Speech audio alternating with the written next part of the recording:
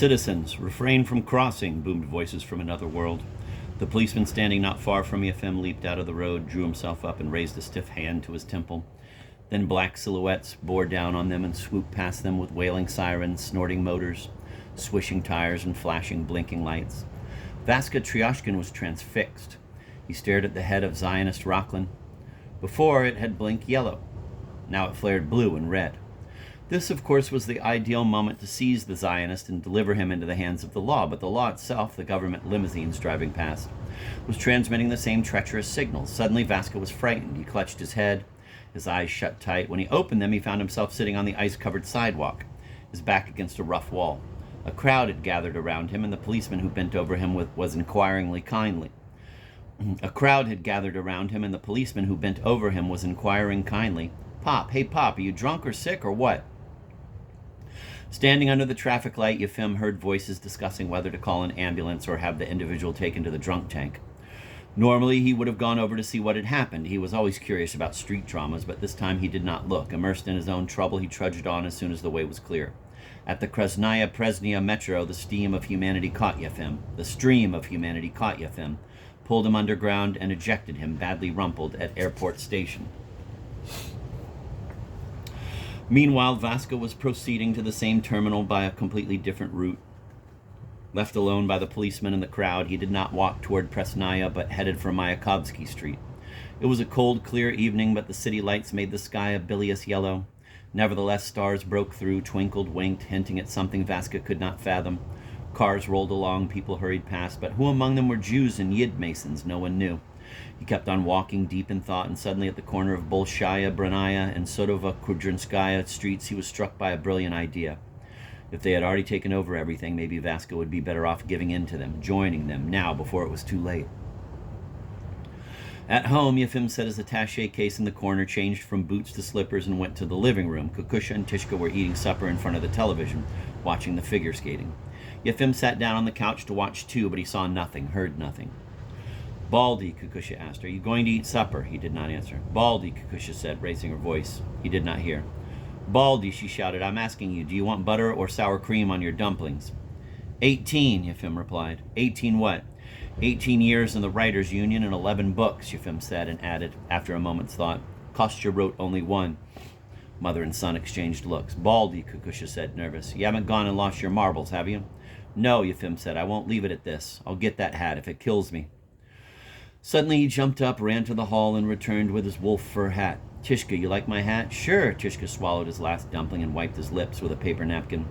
"Then here," Yefim said, "I make you a present of it." He jammed the hat on Tishka's head. "Looks good on you." "And you'll wear mine?" Tishka asked. He took off the hat, inspected it, set it on the chair beside him. "Yours?" Yefim said. "Yours you can throw away, it's worn. But what will you wear?" "I'm getting a hat," Yefim said, "if it kills me." "Baldy, have something to eat." Kukusha laid a plate of dumpkins on the table. "Sit, eat, forget about the goddamn hat. This is all my fault. I put you up to it. Look, to hell with the hat. I'll buy you one myself, a better one than any of your asshole writers have. I'll buy you. How about Silver Fox?" "No," Yefim shouted. "Absolutely not. I'll make them. When Karetnikov comes back, I'll go see him, and then..." He shook his fist and started to weep.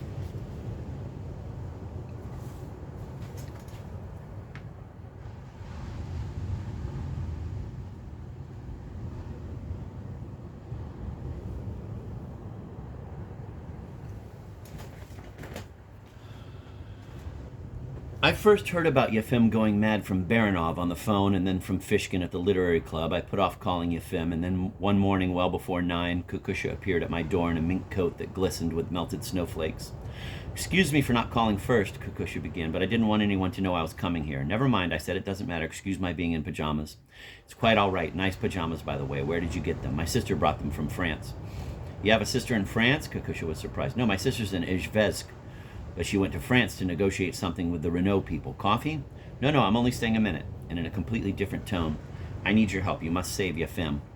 I asked what the trouble was, what he needed saving from. Kukusha said, "He doesn't eat, he doesn't drink, he doesn't sleep, shave, or brush his teeth. He always used to make fried eggs for Tishka in the morning. Now the boy leaves for the institute without his breakfast." "The boy's 24. I would think he could fry his own eggs." "Forget about the eggs," Kukusha said impatiently. "It's Fima. He's completely fixated on this hat. He's been to see all the big shots at the Lit Fund, the Writers' Union, and they've turned him down everywhere. Now he goes around all the time saying 18 years in the Writers Union, 11 books, and I was decorated. I say to him, Baldy, what's happening to you? Fuck the goddamn hat. His answer is that he'll get the hat if it kills him, and he's still waiting for his precious Karetnikov. Karetnikov will come back, he says, and then we'll see. But that lousy Karetnikov is in Mongolia or Portugal, and God knows when he'll be back.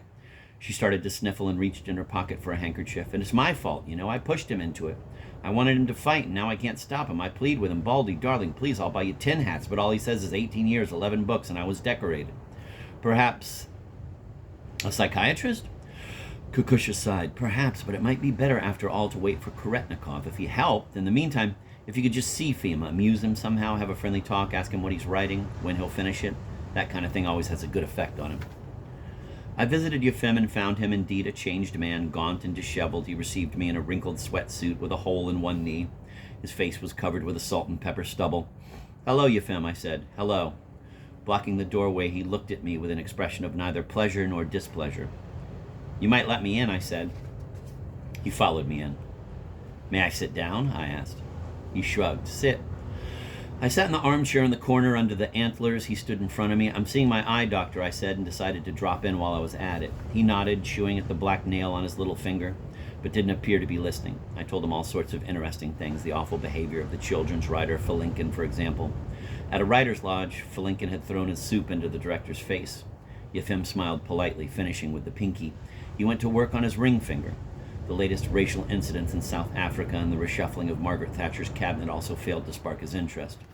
I suggested a game of chess. He nodded, but when he set up the pieces, he put the king and queen in the wrong position. He lost right in the opening, even though he was a much stronger player than I.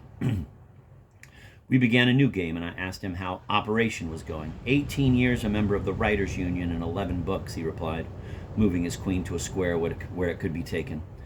At this point, the telephone rang. As Yefim turned to answer it, I moved his queen to a safer square.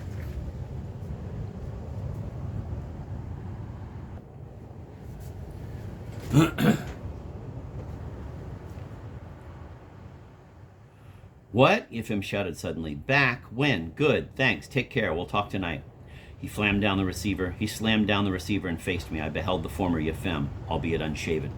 You heard, he told me, extremely excited. That was Kostya. He says Karetnikov's back. It's difficult to describe what happened next. Yefim kept jumping up, running around the room and waving his arms and muttering something to the effect that now he would give that so-and-so what for. Then he returned to the chessboard, mated me in 4 moves, looked at his watch and said it was probably time for me to go to my doctor.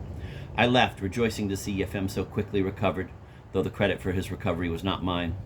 The events that followed I relate partly from Yefim's own account and partly from the accounts contradictory of the other participants in the story.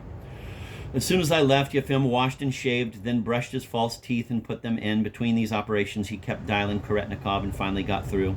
Karetnikov's wife, Larissa Yevgenevna, said that Vasily Stepanovich was under the weather and not receiving anyone, but the voice of the alleged invalid came on the line. Fima, he roared.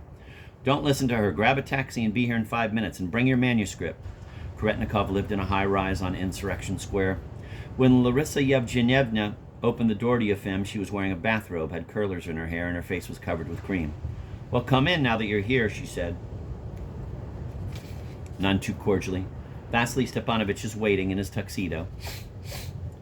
Yefim walked down a long hall past the maid, Nadja, who was standing on a rickety stepladder and brushing a cobweb off the ceiling with a mop. She wore a very short chintz housecoat. Hello, Nadja, Yefim said, but then quickly looked down, averting his eyes. The door of Karetnikov's study opened, and Yefim's host revealed himself in gym shorts and a T-shirt that had burn holes over his great belly. The door of Karetnikov's study opened, and Yefim's host revealed himself in gym shorts and a T-shirt that had burn holes over his great belly.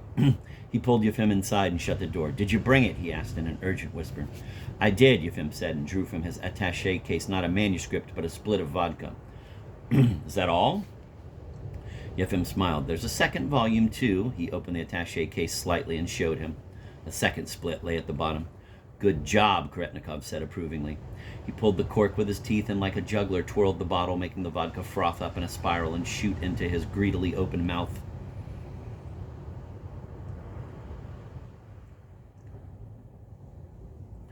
After finishing about a third of it in this manner, the host grasped, grunted, and hid the bottle behind a book on the bookshelf. Marx's Das Kapital. Good job, he repeated, panting. That's what I call Jewish smarts. Why am I opposed to anti-Semitism? Because the Jew, in moderation, is a necessary element in our society. At my office, for example, I'm Russian, my deputy's Russian, that's as it should be. But for my executive secretary, I always take a Jew. My last secretary was a Jew, and so's the one I have now. When the Central Committee tried to palm off Novikov on me in place of Rubinstein, I told them, not on your life. If you want me to continue to put on a genuine, party-minded literary journal, comrades, don't you touch my Jews. I've been an editor 36 years now. I lived through it all, but even in the days of cosmopolitanism hunting, I always had Jews. And they always knew I wouldn't let them get hurt, but I demand that they in turn be loyal. I called Lakov into the office, treated him to a glass of vodka. Well, Neumka, I said, if you're eyeing your historic homeland, be a good boy and clear out of here first and fast, at least 6 months before you apply. Otherwise, I'll rip off your legs, put matchsticks in their place, and make you walk to Israel. His meat hands folded behind his back, his belly protruding, Koretnikov paced the room and talked on and on. Sometimes when a phrase especially pleased him, he would slap his huge thighs and squeal with laughter. Then he turned and asked Yefim if Yefim had seen his article. Where? Yefim asked quickly. My dear friend, you mean you don't read Pravda? Tisk, tisk. Ah, you see how I have caught you. Don't worry, I won't give you away. Here. He grabbed the newspaper from his desk and thrust it at Yefim. Always with the party, always with the people. Nice headline, eh? Yefim began hesitantly. Moo, Koretnikov lowed, mimicking. Don't squirm, don't mumble. I can see you're turning up your nose. The title's no gem. It's simple, though straightforward. Always with the party, always with the people. Always with them both, not like those. He did not finish. Groaning, he ran to the door, clutched his ears, and with them banged his head 3 times as if it were an inanimate object against the door frame. I despise you, he snarled through clenched teeth. Despise, despise, despise you. He glowered at Yefim. You know whom I despise, don't you? You know, but you're afraid to say. Our beloved regime, our Soviet state. I despise you. And again he banged his head against the wall. Then he began to pace around Yefim, muttering half to himself.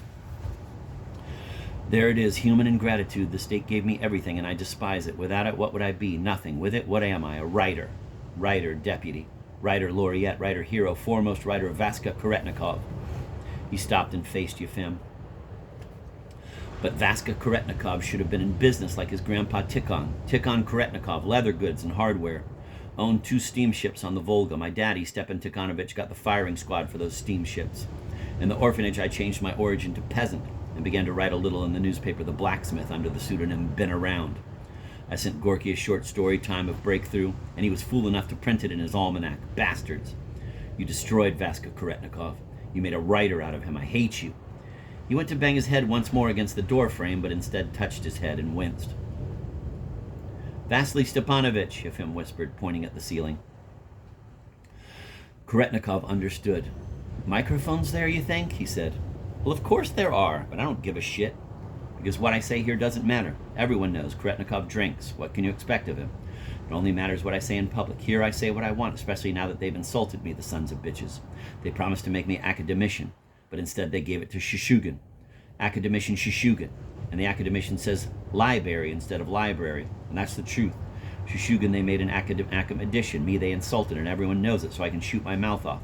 But only at home, because the party demands our devotion, not our hearts. I am allowed to despise it, but when required, I am the party's soldier. You're a writer. You're supposed to understand the difference between the words allowed and required. I do what is required, and therefore I am allowed much.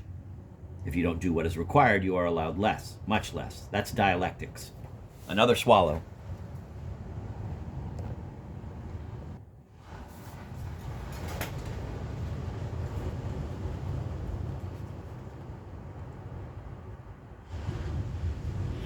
Koretnikov sat in a leather chair and shut his eyes. By the time Yefim fetched the bottle from behind Karl Marx and returned to Koretnikov, his host was snoring. Yefim sat down opposite him, holding the bottle in his hands. Time passed. A clock in a wooden case struck 11:30.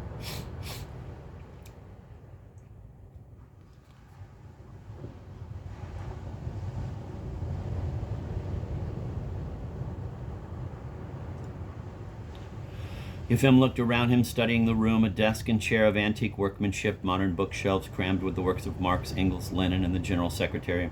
The General Secretary most prominently. At one time, volumes of Stalin had been displayed here, then of Khrushchev. Then Khrushchev disappeared and Stalin reappeared. Now in Stalin's place stood a 4-volume set of Gustav Husak. So, thought Yefim, the wind is changing again.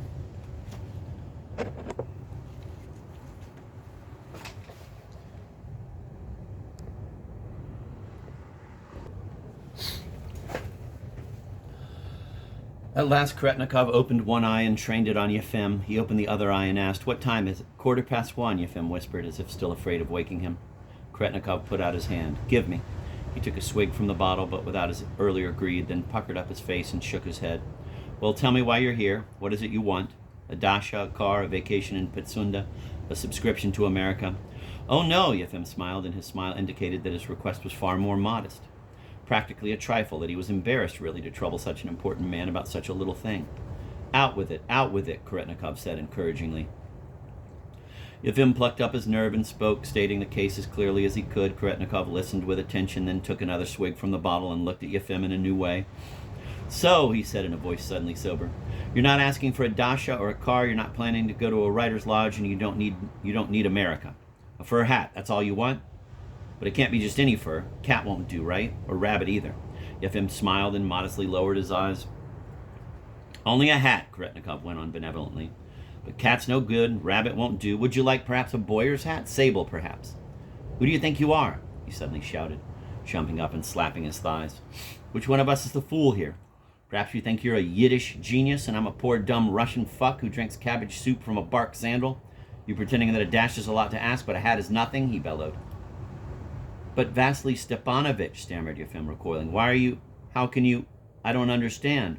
"Liar," Kretnikov sneered. "You know as well as I do that you don't need a hat, that you can buy any hat you like for $100 or $2 off some fence. No, it's not a hat you're after. You want to worm your way into a better category, a higher class.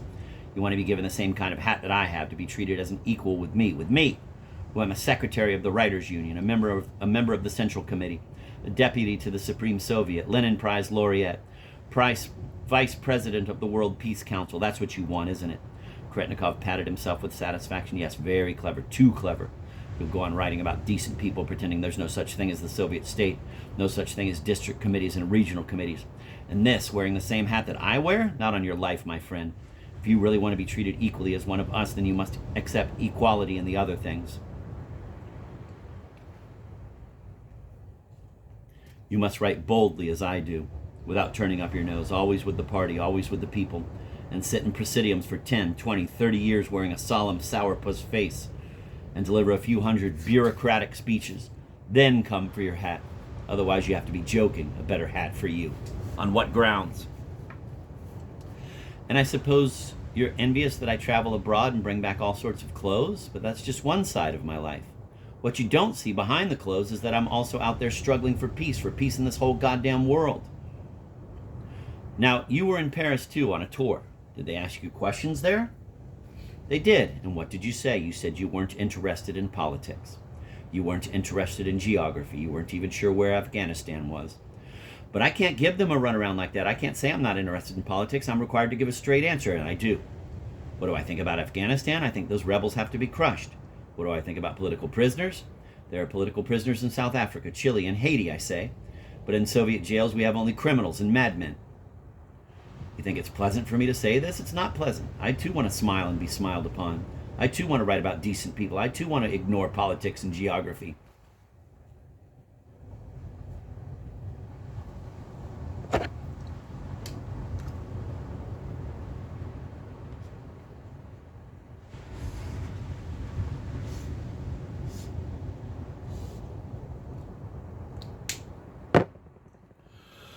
"You think if you don't write against the Soviet regime, we'll say thank you? You're wrong. It's not enough not to be against us. You have to be for us. When you struggle for peace in your writing, as I do, and include secretaries of regional and district committees, then you'll get everything. We'll forgive you for being a Jew.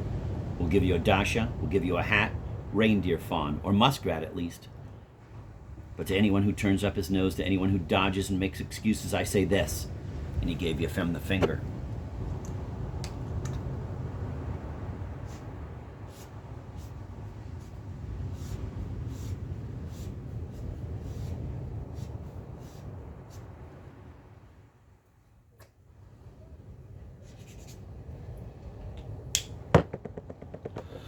He made the gesture without thinking, with no idea that it could have dire consequences, and in other circumstances, there would have been no dire consequences.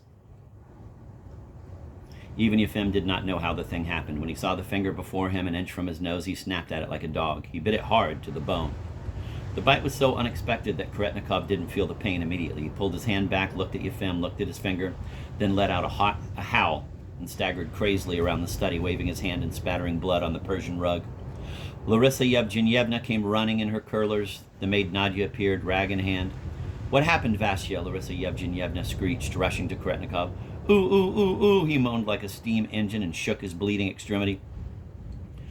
Larissa Yevgenyevna turned to Yefim. "Fima, you did this?" Fima, they said later, seemed perfectly calm. He took the bottle of vodka from the shelf, drank the rest of it, picked up his attaché case, and walked out. That bite, I believe, did Yefim fresh and this kind irreparable psychological damage. He came straight from Karetnikov's to my place, gleeful. "Do you know what happened? You haven't heard?" And he described the whole incident for me, his arrival there, the state in which he had found Karetnikov, the way Karetnikov had held his own head by the ears and banged it against the door frame. And I have to admit, I laughed at the head banging part. I almost fell off my chair.